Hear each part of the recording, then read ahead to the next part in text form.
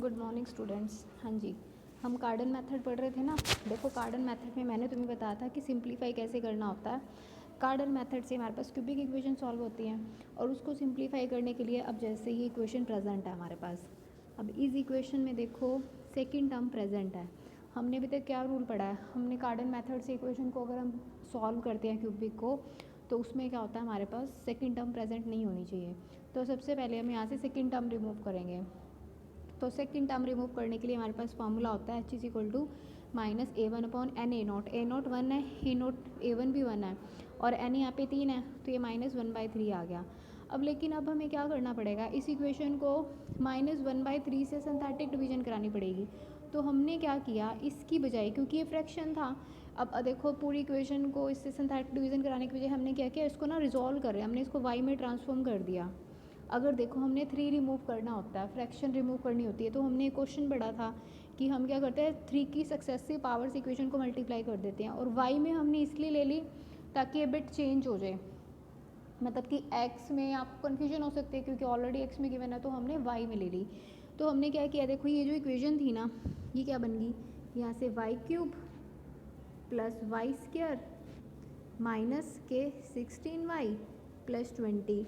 अब हमें ये फ्रैक्शन रिमूव करनी है, तो इसको 3 की पावर 0, 3 की पावर 1, 3 की पावर 2 और 3 की पावर 3 से मल्टीप्लाई कर दिया।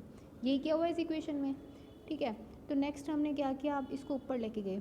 अब देखो y को हमने y में जब ट्रांसफॉर्म किया तो 3 से मल्टीप्लाई किया, दैट मीन्स जो y है वो किसके इक्वल आ जाएगा, x वाली इक्वेशन थी जो उसको हमने 3 से मल्टीप्लाई किया, तो y हमारे पास यहाँ से 3x की इक्वल आ जाएगा।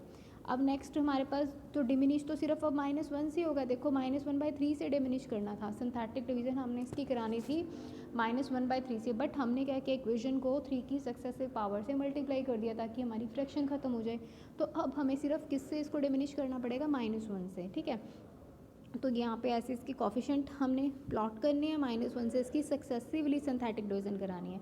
तो अब हमारे पास जो इक्वेशन बनेगी, देखो y हम ऑलरेडी यूज़ कर चुके हैं, अब हम इक्वेशन के लिए क्या यूज़ करेंगे, z यूज़ करेंगे। तो ये हमारी इक्वेशन बन जाएगी z³ -147z plus 686 is equal to 0। अब ये इक्वेशन बनेगी हमारी, देखो ये इक्वेशन बनी।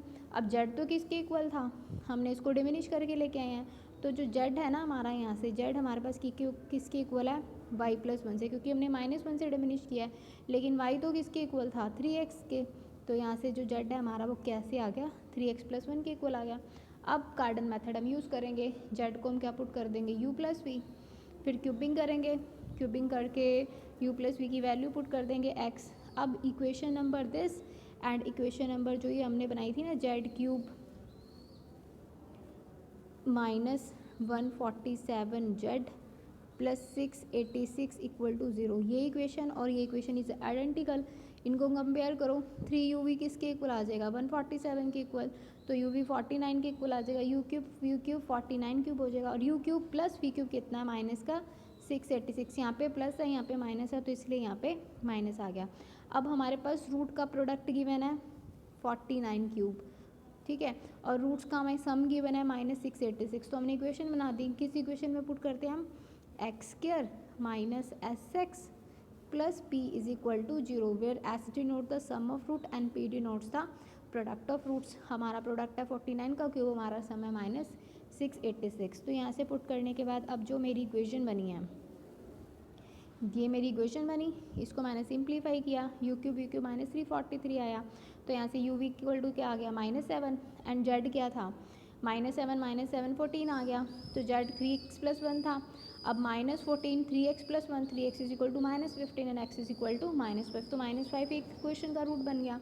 अब मेन इक्वेशन को आपने क्या करना है, -5 से आपको सिंथेटिक डिवीजन करानी है, तो जैसे ही आप कराते हो तो इक्वेशन हमारी रिड्यूस होकर क्वाड्रेटिक में आ जाएगी, x² -4x+4 and which is equal to the whole square of x -2 and therefore the roots are 2,2। तो टोटल हमारे जो 3 रूट आए हैं वो क्या आ जाएंगे, 2, 2 और -5, दैट्स द क्वेश्चन। हाँ जी, अब एक और क्वेश्चन हम पढ़ते हैं। इसके रूट ना हमारे पास, ये भी डिफरेंट क्वेश्चन है, इसके रूट्स हमारे पास कॉम्प्लेक्स कंजुगेट के फॉर्म में आएंगे, और उसको सिंप्लीफाई कैसे करना है उसके लिए थोड़ा सा हमें टिग्नोमेट्री की नॉलेज होनी चाहिए, क्वाड्रेंट का पता होना चाहिए, टी रेशियोज़ कहाँ चेंज होती हैं, मतलब इन चीज़ों का पता होना चाहिए। Let's start next question. हाँ जी, नेक्स्ट क्वेश्चन है हमारे पास, show that the roots of equation x cube minus 3x plus 1 equal to 0 are these. ये 3 इक्वेशन के इसने रूट बनाने हैं। अब देखो ये हमारी इक्वेशन उसी फॉर्म में गिवन है, इसमें सेकंड टर्म प्रेजेंट नहीं है, तो हमें कोई रिमूव करने की जरूरत नहीं है, सीधा ही हम अपना मेथड अप्लाई करेंगे, एक्स को यू प्लस वी पुट करेंगे, क्यूबिंग करेंगे, यू प्लस वी के प्लेस पे एक्स पुट करेंगे। अब this equation and this equation are identical, इनको कंपेयर करेंगे, कंपेयर करके हम यू क्यूब की वैल्यू निकाल लेंगे और यू वी की वैल्यू निकाल लेंगे।